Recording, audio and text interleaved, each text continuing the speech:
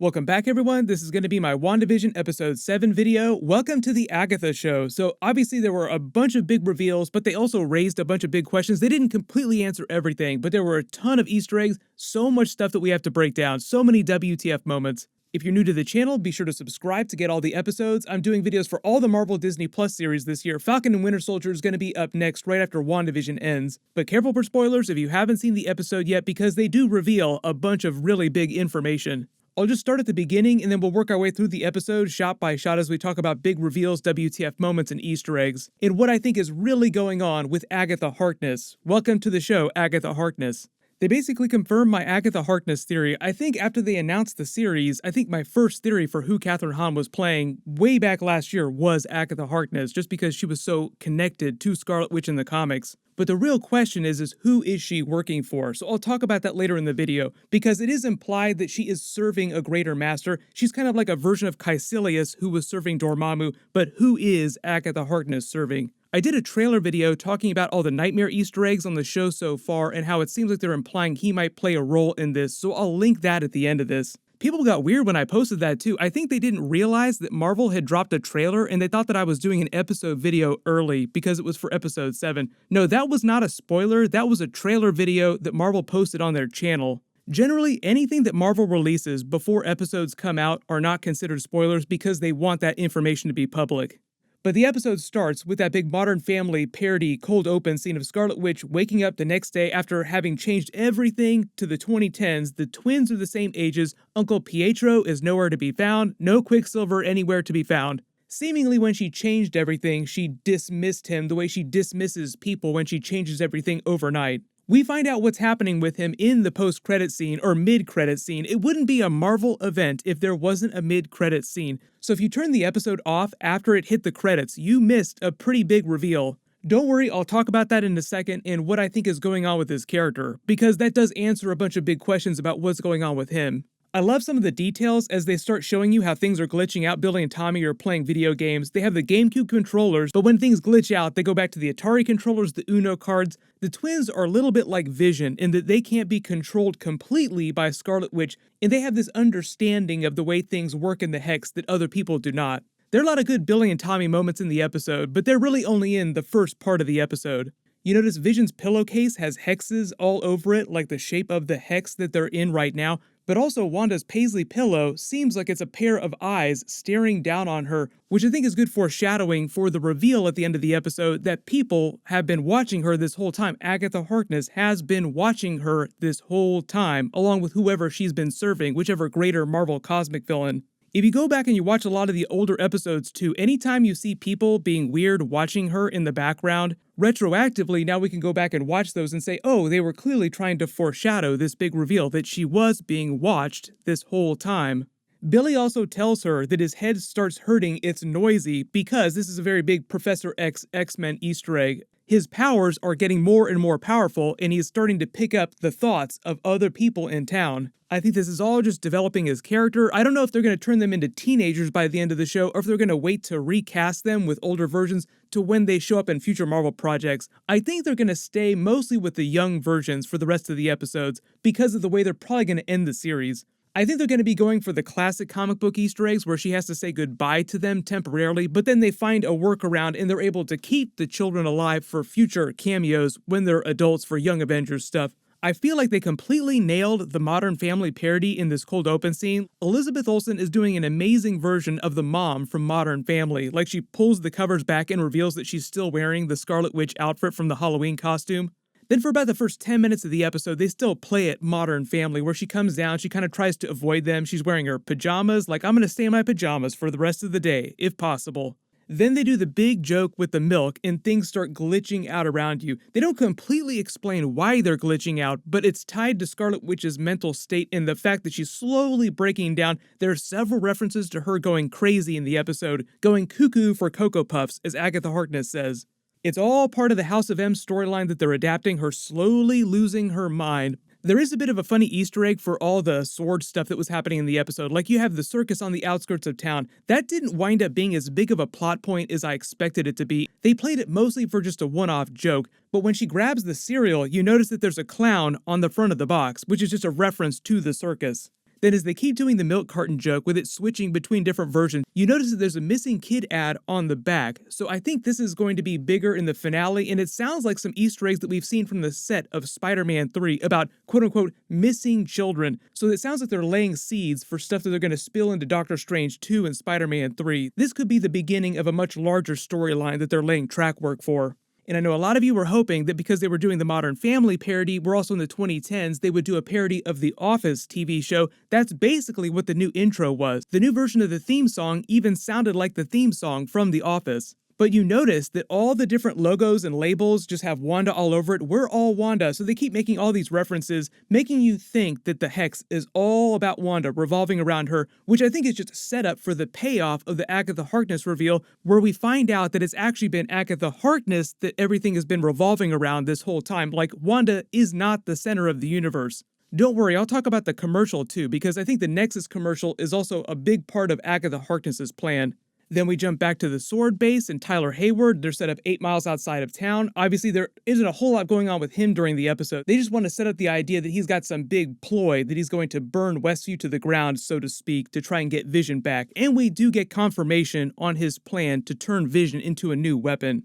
But we also find out that there's no TV signal coming back out, so basically no more TV show being broadcast at this point. Then, because his storyline is all about Vision, they jump to Vision waking up in the field right where he went down in episode 6, right outside the old Sword base, which has been turned into the circus. All the Sword agents are in character as circus performers, including Darcy, who they reveal is the escape artist, which is a bit of a funny reference to her literally trying to escape the Hex once Vision wakes her up, so to speak. But they play it for comedy, and you remember that Kat Dennings has been on sitcoms a lot, so she's actually a pro at doing this kind of parody. I do love some of the jokes that they have between them, like she thinks that Vision is trying to pick her up. Eventually, she finally says yes, like, okay, fine, I'll go on a date with you, but I'm ordering the lobster. Then they sort of continue the Modern Family parody of the episode with the way they film things. They do all the cut-tos with them talking directly to camera. They drive off in the funnel cake truck after she clocks the strongman, and then she basically narrates the story of the MCU, what happened during Avengers Infinity War. So wait a minute, Wanda killed me? Why would she do that? Well, because you asked her to. To save the universe. Well, technically, half of the universe.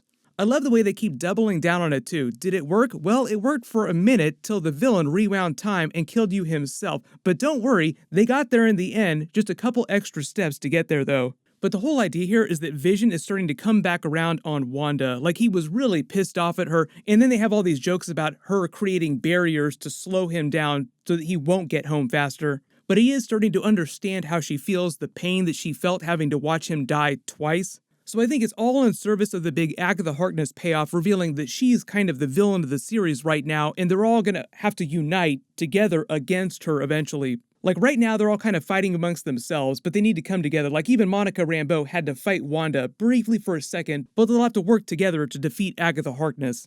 Then we watch Scarlet Witch slowly have a full-blown mental breakdown in front of the twins. She opens the door without saying anything with her powers. Agatha Harkness walks in on cue, then she greets her. Now I'm kind of thinking, because Agatha Harkness was pulling the strings from afar, that Agatha Harkness was mind-controlling Scarlet Witch a little bit, at least on a low level. She would just implant the idea in Scarlet Witch's head, and then she would think that she wanted something, and then use that as a cue to just barge right in. The funny thing though about her offering to babysit, she's like, I really did bite a kid once. Now I'm thinking she really did do that. That's not just a WTF joke, because they play her as so sinister when they do the reveal at the end of the episode. But then as she takes the twins away, Scarlet Witch tries to chill for just a hot second until everything starts flipping out and glitching all over the place around her. So the important thing to remember is that Wanda is still technically controlling things inside the Hex, but she's kind of being MC'd on the DL by Agatha Harkness. So I think the reason why Agatha Harkness's magic is purple is so that you can tell who is using their powers at any given time. So when you see the red energy, it's Scarlet Witch doing things. When you see purple energy, it's Agatha Harkness doing things. But then outside town, Monica Rambeau and Jimmy Woo get Darcy's email about Project Cataract. They learn all about what Hayward was doing with Vision. It basically confirms all of our theories. I think we all suspected that he was trying to turn Vision into a weapon, and that was what was happening when Scarlet Witch came to rescue his body. Not necessarily steal it, probably rescue it. And obviously, I think they're trying to imply that it has something to do with the powers of the Hex and her magic reanimating his dead body. Because at the end of the episode, even Darcy, when they're talking about it, like, What am I now? What's going on? They're not able to answer the question of why he's not able to leave the Hex fully. They haven't explained that question yet, and I think the reveal is that he's secretly still dead, and he's more of like a puppet that she's animating. Like, I've been making the Weekend at Bernie's jokes, but it really is a Weekend at Bernie's situation. That's also why she probably doesn't want her children to leave the Hex either, because she's worried that they'll either break down or they'll die outside of her power. But they also do the reveal of who that secret engineer was that Monica Rambeau kept talking about, and it's a bit of a letdown. It's actually Major Goodner, who is not a comic book character. I couldn't find any Marvel references to that name. She just seems like a totally new character they created for the TV show. They played it like a really big thing. They hyped it up big time, so I'm a little disappointed, but it's not that big a deal. I knew it was not going to be some big Fantastic Four moment. They're not going to do that kind of a reveal on the TV show like this. I was really holding out hope for Adam Brashear, the Blue Marvel, but there's always a chance they could introduce him in Captain Marvel 2 or one of the other MCU movies. The big thing here, though, is that they put her in that spacesuit and they send her back in that craft, but she finds out that she just has to push her way back in. And part of the reason why she can do that probably has to do with her already being modified, her DNA being mutated, quote unquote, so to speak, making more X-Men references, by the Hex itself. When she pushes through, they basically show you what is a version of her comic book origin story. She sort of separates out into all the different versions that you've seen from the different eras. She starts hearing flashback voices from her mother, dialogue from the Captain Marvel movie of Captain Marvel speaking to her. All these different voices speaking to her as she's basically getting a version of her comic book powers. When she comes out, she's crackling with blue energy and she's wearing a version of her white comic book costume. The thing here, though, is that when she comes out, you see her eyes crackling with blue energy, and she seemingly sees more of the electromagnetic spectrum. Like, she can see magic and things flowing around all over the place, the artificial construct of the Hex itself, the nature. Like, she's seeing the Matrix the way that Neo sees the Matrix in those movies. I think that's an Easter egg for her spectrum powers, like the electromagnetic spectrum. But she's had a bunch of different comic book names, so I feel like they're just going for a combination of Easter eggs for all those different versions of her comic book character. So she's been Spectrum, she's been a version of Photon, she was even a version of Captain Marvel before Carol Danvers became Captain Marvel. I'll talk more about her powers in a second, because they kind of break up the reveals through the episode, but you do see her kind of use her powers, at least on a low level, but she doesn't understand how they work yet. But clearly she has her abilities. One of the funniest moments, though, like after the stork comes back from episode 3, even the stork comes back, is when she starts talking to the phantom person, the phantom voice, off of camera. Like, she talks about how she's losing control, she doesn't understand why she's not able to do what she wants to do. Then this mysterious voice off of camera says, "Do you think maybe this is what you deserve?" And it's so meta, because I think it's obviously set up for the big reveal of Agatha Harkness. Like, you see her literally sitting in the director's chair, which is more of a metaphor than a literal thing, because technically nobody else is inside the room with her when this is happening. So the voice that she's speaking to is kind of like a magical voice that's manifested by the Hex. The Hex is generating this sort of holodeck-like simulation for her. But it's Agatha Harkness that's pulling the strings, so it's kind of like Agatha Harkness is the one that's speaking to her, saying that. I just love the way they play it, though. And then they go to the commercial, and obviously it's a parody for antidepressants. They talk about feeling depressed and then prescribe this Nexus drug, so to speak, but I think the idea is the Nexus is a place. Like, you talk about nexuses of the multiverse, nexuses in space and time.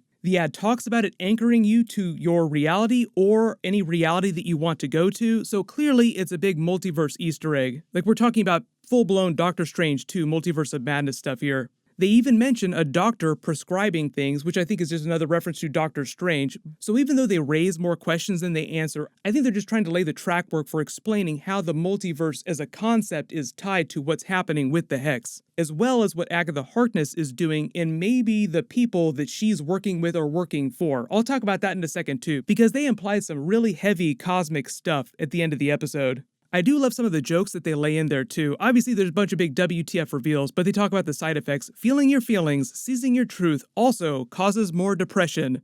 And when they talk about the doctor clearing you to move on with your life, I think either that's a reference for Doctor Strange showing up in the finale, clearing Wanda, so to speak, to move on with her life because everything that's happened so far. They also lay in the joke about the world not revolving around you, which is more set up for the Agatha Harkness reveal, because technically the world of the Hex has kind of been revolving around her this whole time. Then we go back to Agatha Harkness's house with the twins, and they sort of sit down. I love the way that the twins play with her just a little bit. Like Billy says, I like it here because you're quiet on the inside. Now that's just his powers slowly starting to manifest because he can't read her thoughts. Because we learned that she has power just like Doctor Strange. She's a sorceress, so she can block herself or protect herself from people reading her thoughts. But you look around her house, and all the scenes, especially when she's speaking to camera, look at some of the patterns on her furniture. They remind you of some of the patterns that show up during the Doctor Strange movie. Obviously just more foreshadowing that they pay off at the end of the episode. But also just in general, her entire house looks like it was decorated by a witch. She also references her husband Ralph again. We haven't heard about Ralph in a while. Part of me wants to believe that Ralph is going to wind up being the bigger Marvel cosmic villain that she's serving. Like if we're talking about Caecilius, Dormammu references, who is it that she is really serving? Then we have a couple more funny moments with Darcy and Vision and him going through the rest of his backstory, trying to relearn about what happened to him. So you're saying that I started out as Jarvis, this artificial intelligence, and then my body was created by Ultron for the purposes of genocide. What am I supposed to be now? And obviously she doesn't have any answers for him, like, I don't know. They also have that joke about Evan Peters' Quicksilver too. What was going on with the false version of Pietro? And she's also like, I have no idea. Same thing with Scarlet Witch when the twins ask her, what was the deal with Uncle Pietro? She's like, you know what? I don't have all the answers. That's just the writers of the show letting us know we're not going to reveal everything probably until the finale. But I think based on the post-credit scene or the mid-credit scene, we have a lot more clues about what's really happening with this character. Clearly in league with Agatha Harkness, so I'll talk more about him in a second too. Monica Rambeau has her big confrontation with Scarlet Witch, trying to tell her the truth about what's happening with Hayward and Vision and Sword. You have to stop him, or he's going to burn the Hex to the ground and make you seem like it was all your fault and you're the villain. When she says, maybe I am the villain, that's just a reference to comic book Scarlet Witch sort of going off the rails. We haven't quite got there yet, because clearly Agatha Harkness comes to take her away before Monica can talk her down. But they do have that moment where she just briefly uses her powers without kind of realizing what's going on. They even have that full-blown gunslinger standoff moment where she's like, come at me, bro. That feels like they're going to pay that off in the finale, like you'll actually see Monica Rambeau really use her powers. But after Agatha Harkness takes Scarlet Witch back to her house, she kind of starts looking around, realizing that something's not quite right, everything just gets really creepy. She notices the uneaten sandwiches and drinks. Where are the boys? Oh, they're in the basement playing. The creepiest basement you've ever been into. You are definitely not going to get tortured down there. It was pretty clear that Agatha Harkness said that they were playing in the basement just so that Scarlet Witch would go to the basement where she could get her alone to mind control her again. But you do actually wonder, what did she do with the twins? The other clue, I think, for what's going on with Agatha Harkness is when she's sitting down there too, she looks at the TV, you see a children's show playing, but in the children's show, you see a bunch of creatures dancing, like this one-eyed creature, a bunch of other big-looking monsters. It's meant to be their parody of Yo Gabba Gabba, which is an actual television show in real life. Those might represent the people that Agatha Harkness is working for, the cosmic Marvel villains. Like when she does go down into the basement and starts walking around inside Agatha Harkness's lair, you see all these emblems embedded in the ceiling, which probably represent different big Marvel cosmic villains that she serves. Maybe it's a version of the Marvel Elder Gods. That gets into characters like Chthon, but we also have characters like Nightmare, Mephisto, the other Marvel Fear Lords she could be working for. Then there's the very powerful looking book of dark magic. It looks like something right out of Doctor Strange's Sanctum. This is more the Doctor Strange 2 Multiverse of Madness connection, like you're talking about Doctor Strange level magic. Like she comes in and reveals herself. You didn't think you were the only magic user in town, did you? I've seen a couple theories about what that book might be though. A lot of people wondering if it's a version of the Darkhold. I don't think it is. I think it's another book, but it's meant to be just as ancient and just as bad and powerful as the Darkhold. You also notice when she walks in and reveals herself, there's a carving of a devil face in the pillar right behind her. That doesn't necessarily mean she's serving Mephisto. It seems like she's serving a number of different older Marvel gods or Marvel cosmic villains. Like we're talking Dormammu, Shumagorath, just think big, evil Doctor Strange villains. Then they just end the episode with her mind-controlling Scarlet Witch again and then playing the real version of the intro, like the Agatha version of the intro, as if we've been secretly watching the Agatha show this whole time, which is a bit of a twist on the intro for this episode, which had Wanda's name all over it, making you believe that it was all about her, when really it's been about Agatha this whole time. They play through the decades, they reveal that she was behind pretty much every big WTF twist every moment, even behind the false version of Quicksilver. So they are sort of positioning Agatha Harkness as the main villain of Wandavision right now, but it seems like she is working for more powerful characters. Catherine Hahn's performance as Agatha Harkness so far on the show has been amazing. She's done a great job of just bouncing back and forth between all the different iterations of her character that she needed to be for any given episode, like if she needed to be more comedic or the nosy neighbor persona. Then the turn to full-blown Agatha Harkness when she revealed herself as a sorceress. Like, oh no, I am the danger here. I think it's pretty clear that they're hyping up a full-blown wizard battle between Scarlet Witch and Agatha Harkness in the finale. I can't wait to see what that looks like. The closest thing we've really gotten to that so far has been in Avengers Infinity War, where you have Thanos going at Doctor Strange with both of their full powers and a couple Infinity Stones. But I think this is why they've been hyping up how powerful Scarlet Witch really is, so that when they pay this off in whatever their big final battle winds up being, it just looks spectacular. Then, hopefully you stayed for the credits, because this is a Marvel event. They finally have a mid-credit scene, and it's Monica Rambeau trying to enter Agatha Harkness's basement, seeing all this purple magic radiating out like she's in the middle of casting this spell. But she gets caught by Evan Peters' character, who's wearing this weird tie-dye shirt, who says Snooper's gonna snoop. Then you only see the reaction on Monica's face, and her eyes sort of glaze over with purple energy, making it seem like Evan Peters' character also has magical abilities just like Agatha Harkness's. Like wherever she gets her magic from, whichever big Marvel villain, he also gets it from that place too. So this doesn't confirm who he is, but they did go very far during the episode to say that he was not their uncle, so he's not meant to be MCU Quicksilver. He does look mysteriously like Peter Maximoff from the Fox Marvel Universe in the X-Men movies, so I know people are wondering if there's going to be a multiverse twist with this character. That's also still possible, but it does seem like he is a magic user working with Agatha Harkness, so you just have to remember to work that into what your theory is. But everybody post all your theories in the comments below. Now who do you think Evan Peters' character is playing? I don't think that he's playing Mephisto. I don't think he's playing Nightmare. I think it's somebody a little bit smaller than that, but it'll probably wind up being a bit of a Marvel Easter egg. Marvel will start revealing more about what was actually going on during the episode too, so I'll be doing more bonus videos this week for some of the bigger WTF moments and plot points. Leave all your big questions in the comments below, and if you did spot any really big Easter eggs that I didn't mention in the video, just write them below in the comments. We got 2 more episodes left, and Paul Bettany said that the special cameo scene that he was hyping up earlier has not happened yet, kind of confirming our theory that it's probably going to happen in the finale, so leave all your theories about that too. But everyone, click here for my brand new Wandavision Nightmare video, sort of breaking down all the Nightmare Easter eggs, and click here for all my other Wandavision episode videos. Thank you so much for watching, everyone stay safe, and I'll see you guys tonight.